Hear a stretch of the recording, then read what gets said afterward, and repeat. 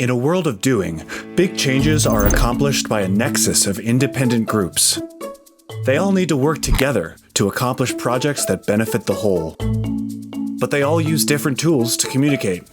And over time, each have developed their own siloed way of describing and communicating data. This causes major roadblocks in those critical projects. Because of all the time it takes to translate each group's records until they can all agree on one account, projects get delayed, budgets are overrun, and handover costs are increased. But what if they could all speak the same language? CFIHOS is a common language made to connect data islands across the business environment. It allows AIN users to share information broadly between teams using the same tools.